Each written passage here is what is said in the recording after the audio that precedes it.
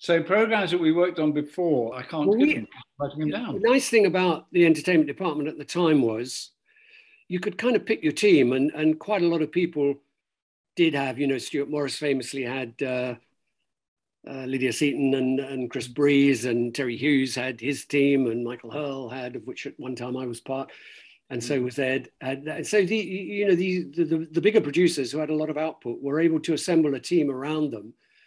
And I had Marcus Mortimer, Ed, Jackie Tyler, a core team. And we did, in fact, I think we started together on the Two Ronnies, Ed, didn't we? Yeah, yeah. Absolutely. Ed first came on board. What were you doing on the Two Ronnies there? The hat check boy? He was the floor assistant. And then Actually, I was a floor assistant to start with, yeah. And then the AFM, weren't you? Yeah, it was an AFM, and I was a second AFM, which basically meant being nice to Ronnie Corbett. And there was one time when Ronnie Barker used to schedule it so that Ronnie Corbett normally started at the beginning of the day, then there was a long gap, and then he was featured at the end of the day. And he was a charming, lovely man, but he had a very short fuse. And he had a Jaguar XJS, and they were quite new and swanky in those days.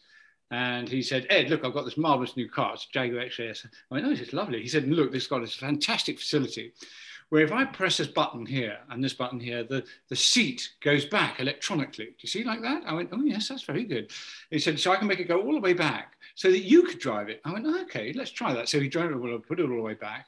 I got in the car and I drove around the car park very slowly, got back out again. He said, fantastic. Now all I have to do is press this button and it'll move back again. Nothing happened. And so when he sat in the car, it was except for me. He sat in the car and his feet were like 3 foot away from the pedals. And we had to call the AA, and I had to stay with him in the car park in Sandbanks waiting to come back. We all did Three of a Kind. We did Young Ones. Rob didn't do that. Yeah. Pushing Up Daisies was a Channel 4 show that Posner and I did, and Ed was still at the Beeb at the time. He wasn't freelance. Yeah. Spitting Image, of course, is Rob and Doug's show, and John Lloyd's show. I was never involved in that except sending silly messages, which nearly got us both taken off air. But oh yes, the flash frames. I forgot about flash frames, which both Spitting Image and Young Ones was threatened with being taken off air. And then we did Happy Families. Ed did with me, and then we did Miss Wax with Ed. And then and 10% is 10% goes on top. Yes, that's right. Ed and I did 10%. I did. I just had one here. Bottom is that? Did you guys work on Bottom? Loved Bottom. I first exec Bottom, and then Ed took over the whole thing, ran it all on his own basically, and Rob was not there.